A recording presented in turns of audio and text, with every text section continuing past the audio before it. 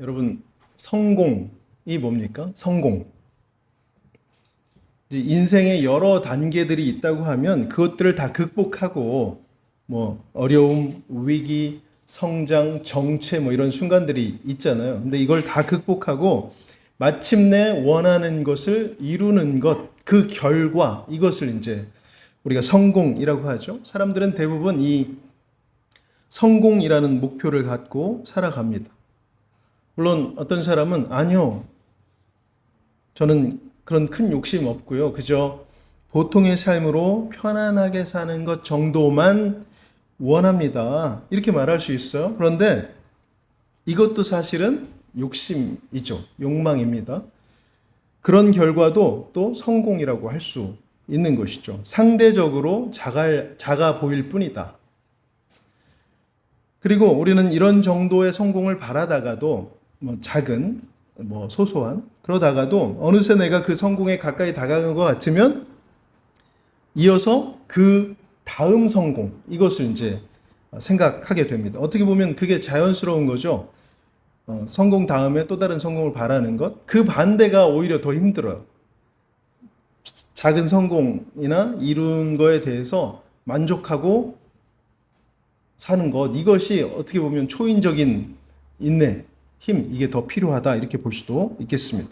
이러다 보니까 우리는 신앙에서도 이런 성공을 이제 목표로 삼게 됩니다. 어떤 믿음에 있어서의 성공이 아니라 세상적인 성공을 믿음에서 목표로, 신앙에서 목표로 삼게 된다는 거예요. 예를 들어서 내가 잘 믿으면 승진할 거야.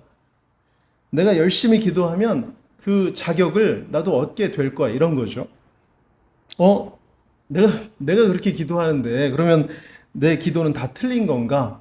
이렇게 생각할 수 있어요. 그런데 아닙니다. 만약에 그렇다고 하면 성경에 나오는 인물들의 그런 기도도 다 틀린 게 되죠. 베드로도 바울도 보면은 이런 기도 있는 것 같은데 내 원수를 물리쳐 주시고 그 자리에 다시 올라가게 해주시고 나한테 뭘 주시고 이런 기도 했잖아요. 그 사람들도. 그러면 그들이 다 틀렸다는 건가? 이것은 사실 이제 기도를 따져보기보다 믿음을 제대로 아는 것, 이게 우선입니다. 여러분, 이제 우리가 신앙생활을 하면서도 좌절하거나 실망하게 될 때가 있는데, 그건 왜 그래요? 신앙생활을 하는데도 좌절하거나 실망하거나 이렇게 되죠. 왜 그렇습니까? 기도하지 않아서? 맞습니까? 아니죠. 우리 기도하잖아요. 매일 기도합니다, 우리가. 그게 아니라 믿음의 본질을 알고 난 후에 그 후에 우리가 기도하고 예배하고 또 믿음의 삶을 살아가야 하는데 그렇지 않기 때문입니다. 같은 말씀을 보고 같이 예배를 드리는데도 모두가 똑같이 이렇게 신앙의 성장을 이루는 게 아니잖아요. 이게 참 어려운데 세상의 종교들과 우리의 신앙이 가장 다른 점, 우리 기독교 신앙이 가장 다른 점이 바로 이겁니다. 똑같이 하고 드리고 하는 것 같은데 각자가 이렇게 다르게 보여지는 것, 그 신앙이. 그래서 이 믿음의 본질을 알기 위해서 오늘 욥기 말씀을 함께 볼 텐데 우리가 욥기는 사실 어때요?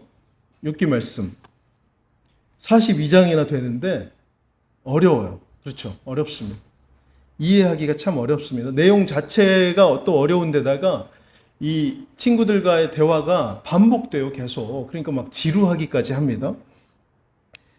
욥이 하나님에 대해서 이해할 수 없다고 말하는, 하나님이 주신 그 고난에 대해서 이해할 수 없다는 내용으로 또 가득 차 있기 때문에 이게 더 그렇게 느껴지는 거예요, 어렵다고. 그래서 우리가 욥기를 보는 게 힘들고 그 안에서 하나님에 대해 깨닫는 것 더더욱 힘들어진다. 그러나 감사하게도 오늘 이 42장이 우리에게 있습니다. 42장. 42장은 욥이 결론적으로 자신의 믿음에 대해서 고백하고 또 하나님께서도 자신을 어떤 하나님이신지 드러내시는 그런 말씀이 되거든요. 그래서 욥에게 또 오늘 우리에게 하나님이 원하시는 믿음이란 무엇인가 이거를 이제 가르쳐 주고 있어요. 그래서 이 시간에 이제 처음에 말씀드린 그 성공이라는 관점을 염두에 두고 한번 이 말씀을 같이 살펴보겠습니다. 먼저 10절 말씀을 함께 보겠습니다. 시작. 욥이 그의 친구들을 위하여 기도할 때 여호와께서 욥의 곤경을 돌이키시고 여호와께서 욥에게 이전 모든 소유보다 갑절이나 주신지라. 네, 이 말씀 참 듣기에 좋죠. 좋습니다. 8장 7절도 있는데 다 외우시는 거예요. 내 시작은 미약하였으나 내 나중은 심히 창대하리라. 이 구절도 우리가 좋아하고 암송하고 많이 쓰고 하는 말씀이잖아요. 뭐 예배상이나 액자에 많이 들어가 있습니다. 근데 사실 이 8장 7절 시작은 미약하고 나중은 창대하리라. 이 말씀을 앞뒤를 같이 보면 우리가 생각하는 그런 뜻으로 쓰인 게 아닙니다. 믿으면 점점 더 크게 은혜를 받게 된다, 성공한다, 이런 의미가 아니라는 겁니다. 이 말이 사실 빌닷이라고 하는 욥의 친구가 지금 욥에게 찾아와서 자신이 알고 있는 하나님, 사실은 좀 잘못된 거예요. 한계가 지워진, 그리고 올바르지 못한 믿음에 대한 정의를 자기가 갖고 그걸 기준으로 삼아서 지금 욥을 비난하고 있는 것입니다. 욥을 정죄하고 있는 거거든요. 욥 당시에는 죄인이 맞다. 그 죄를 회개하고 돌아오면 그때 점점 다시 회복하게 되고 원래의 소유를 다 찾게 될 것이다. 이런 의미인데 맞습니까? 욥은 지금 죄인입니까? 욥은 하나님이 인정하신 의인이에요. 맨 앞에 그렇게 하나님께서 몇 번이나 말씀하세요. 그러니까 처음부터 잘못됐죠. 이 친구의 정죄가. 그리고 너무나 이 세상적인 법칙, 인과응보의 법칙, 회개하고 돌아오면 잘 될 거다 하는 그런 법칙을 그걸 가지고 하나님을 설명하고 믿음을 설명하려고 하는 거기 때문에 이것은 잘못된 것이다. 7절도 보겠습니다. 7절 시작. 여호와께서 욥에게 이 말씀을 하신 후에 여호와께서 대만 사람 엘리바스에게 이르시되 내가 너와 내 두 친구에게 노하나니 이는 너희가 나를 가리켜 말한 것이 내 종 욥의 말같이 옳지 못함이니라. 지금 하나님께서 욥의 친구들에게 분명하게 말씀하고 계십니다. 너희들이 믿음에 대해서 또 나에 대해서 하나님에 대해서 하고 있는 그 말들은 다 잘못된 것이다. 너희들은 나를 잘못 이해하고 있다. 이 말씀이에요.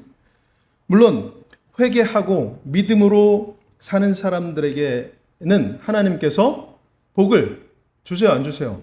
주십니다. 그런 인생들을 기꺼이 받아주시고 구원으로 또 영생으로 그렇게 인도하시는 은혜를 분명히 주시는 거예요. 그러면 그 삶 가운데 이 땅의 복도 들어있습니다. 들어있어요. 그러나 지금 말하려는 이 믿음의 본질을 알고 그 삶 속에서 더 이상 흔들리지 않는 것이, 그렇게 사는 것이 세상적으로 창대하게 되는 것, 성공하는 것, 이거보다 더 중요하고 필요하다. 이것을 우리가 알아야 하는 것이죠. 욥은 사실 이제 우리와 좀 다른 사람이었습니다. 1장 1절에 보니까 우스 땅의 욥이라 불리는 사람이 있었는데 그 사람은 온전하고 정직하여 하나님을 경외하며 악에서 떠난 자더라. 사실 이거 하나도 어렵잖아요. 온전하고 정직하고 하나님을 경외하고 악에서 떠난 자. 지금 한 사람이 이런 평가를 받는 게 쉬운 일입니까? 그런데 여기뿐만 아니라 1장 8절에도 보면 욥은 이런 평가를 사람들에게서만 받는 것이 아니라 누구에게? 하나님께 받고 있어요. 이런 평가를. 여기다가 또 그 1장 3절에 보면 동방 사람 중에 가장 훌륭한 자 이렇게까지 평가되고 있습니다. 대단하죠. 그런데 이런 사람이 어느 날 알 수 없는 이유로 모든 자녀와 재산을 다 잃게 됩니다. 여기서 그치지 않고 그 아내도 떠나가고 이 욥이 당한 고난을 보면서 저주하고 떠나가고 욥 자신은 온 몸에 그러니까 뭐 정수리부터 발바닥까지 온 몸에 질병을 질병이 생겨서 이제 고통을 받게 되죠. 이 정도가 되면, 이쯤이 되면 어떻게 해요?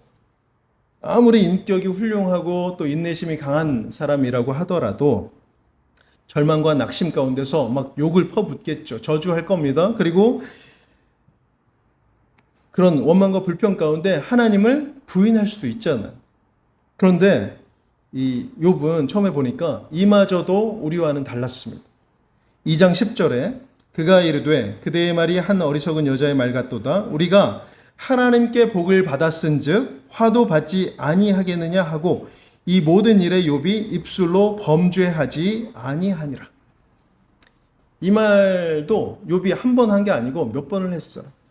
이럴 수 있을까? 참 저와는 우리와는 다르다 이런 생각이 듭니다. 앞에 나온 말 그대로 이제 악에서 떠난 사람, 훌륭한 사람이어서 우리와 같은 보통 사람은 이제 확실히 아닌 거예요, 욥이. 그런데 이 고통이 끝나지 않죠. 길어집니다. 길어져요. 그 마음에 받은 상처는 또 어떻겠습니까? 거기다가 위로하러 이제 친구들이 소식을 듣고 왔는데 이 친구들 욥에게 위로가 아니라 어떻게 합니까?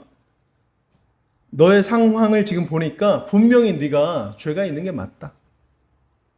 그러니까 제발 좀 없다고 하지 말고 나는 죄가 없는 사람이다 이렇게 말하지 말고 돌이켜보고 회개해라 이 말을 이제 하는데 이건 강요죠. 강요고 자기들 기준에 의한 정죄인데 이거를 지금 세 친구 아니 나중에 온 엘리후까지 포함하면 네 사람이 돌려가면서 계속 욥에게 하고 있는 것입니다.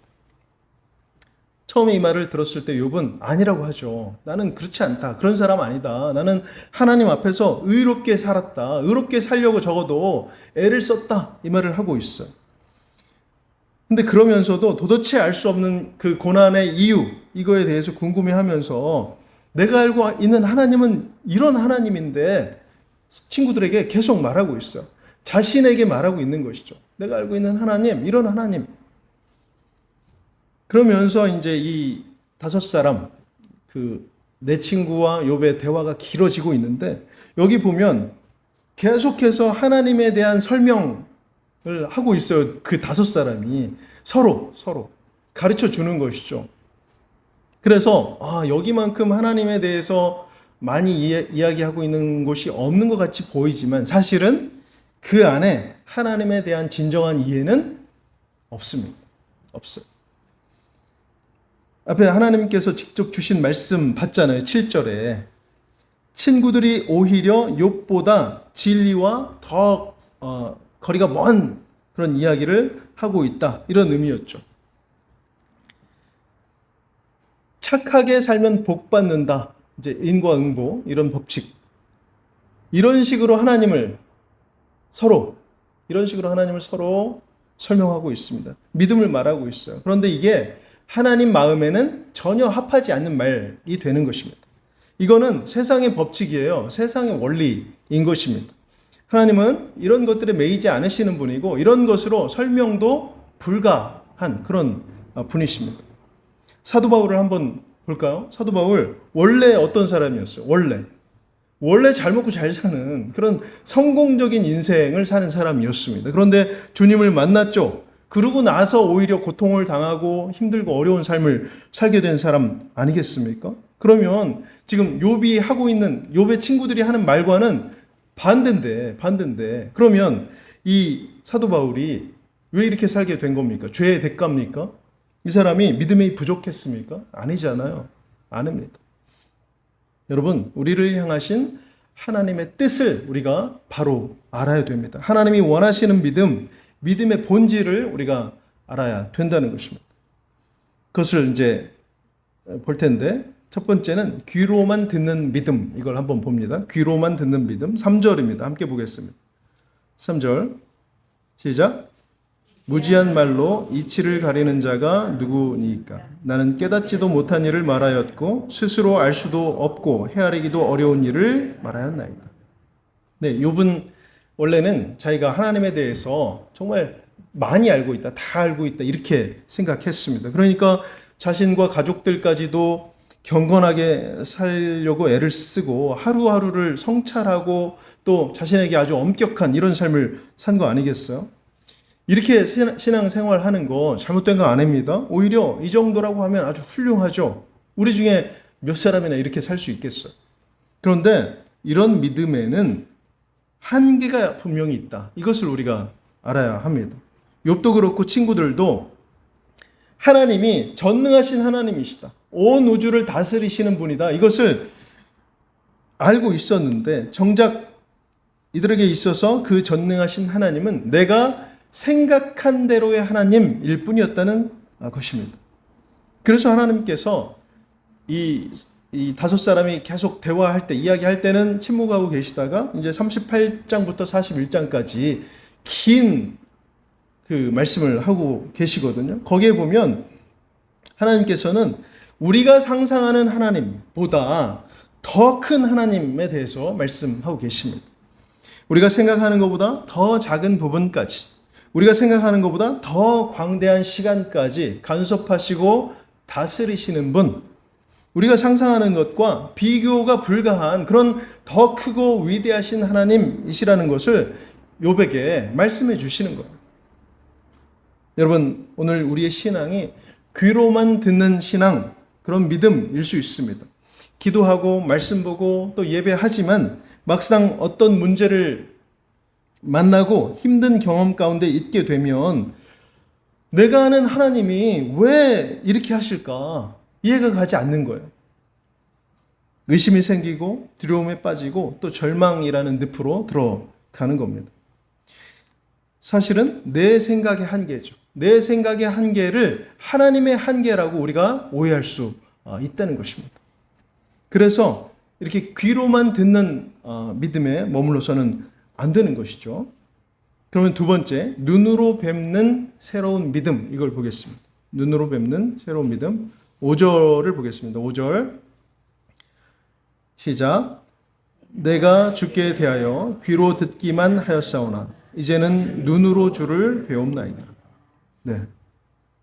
욥은 이 고난 가운데서 막 몇 중의 고난을 당했잖아요. 이 고난 가운데서 계속 자기에게 있는 이 고난의 이유가 대체 뭘까? 이거를 생각했습니다. 알고 싶어 했어요. 그런데 하나님께서는 정작 그 긴 대답 가운데에 이 질문, 고난의 이유를 알려주십시오. 이 질문에는 대답하지 않으시고 오히려 광대한 우주를 막 말씀하시는 거예요. 당신이 창조하시고 다스리시는 그런 피조물들에 대해서 말씀하시는 겁니다.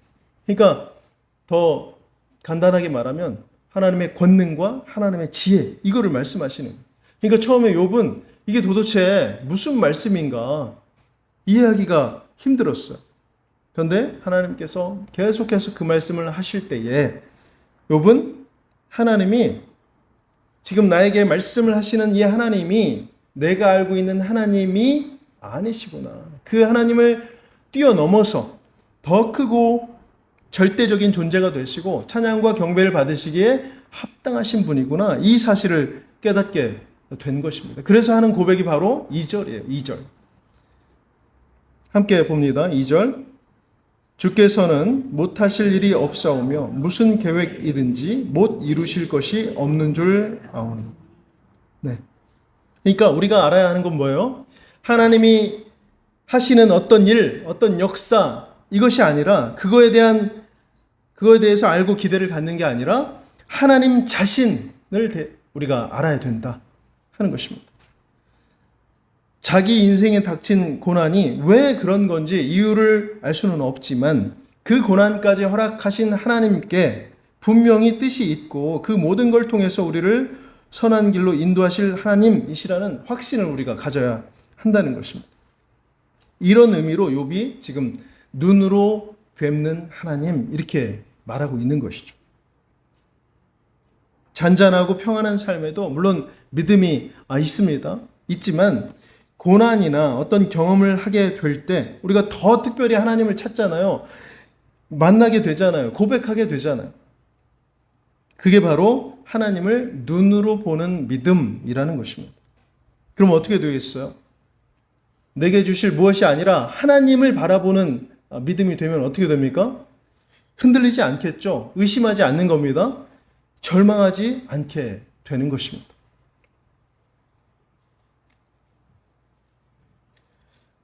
마지막 세 번째로 믿음의 본질을 한번 우리가 보겠습니다. 10절 말씀 다시 봅니다. 10절 시작. 욥이 그의 친구들을 위하여 기도할 때 여호와께서 욥의 곤경을 돌이키시고 여호와께서 욥에게 이전 모든 소유보다 갑절이나 주신지라.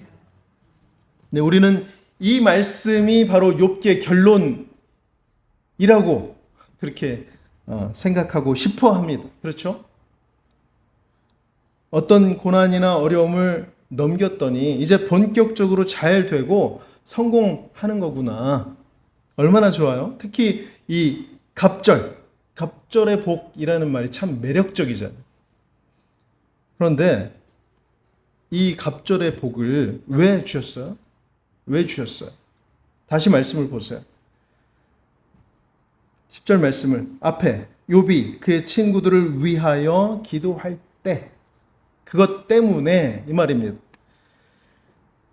더 이상 내 생각 속에 갇힌 하나님이 아니라 모든 상황과 역사를 만들어 가시는 절대적인 존재이신 하나님 앞에 지금 그분이 말씀하신 대로 자신을 정죄한 친구들을 위해서 간구하라는 그 말씀을 주셨을 때 그것을 기꺼이 순종했을 때 하나님께서 지금 욥에게 갑절의 복을 허락하고 계시는 겁니다. 아니 지금 내가 고난 받았잖아. 내가. 그런데 저 친구라는 사람들은 와서 나를 위로하는 게 아니라 계속 조롱하고 비난하고 정죄하기까지 했습니다. 그러면 지금까지 이 귀로만 듣는 신앙, 그런 믿음이었다고 하면 이거를 이제 인과응보의 법칙이 작동하는 그런 원리라고 한다면 이 친구들은 욥에게 악하게 행한 거잖아요. 위로하지 않고 막 비난했으니까. 그러면 욥은 그들을 위하여 간구하라는 말씀에 거부해야죠. 거부해야 맞습니다. 그들이 잘못한 거니까 끝까지 잘못돼야 되니까 그 사람들이. 그들은 죄값을 치러야 맞는 거 아니겠습니까? 이 상황이. 그러나 하나님이 원하시는 믿음은 그게 아니라는 거죠. 세상의 원리와 법칙대로 작동하는 게 아닌 것입니다. 우리의 믿음은. 친구들은 자기들이 계속 주장한 대로 됐다고 하면 죄를 짓게 되면 고통을 받는 것이 당연하다. 이렇게 말한 대로 됐다고 하면 이 친구들 욥에게 한 그 일 때문에 벌을 받아야죠. 징계를 받아야죠. 그런데 그렇지 않았다는 것입니다.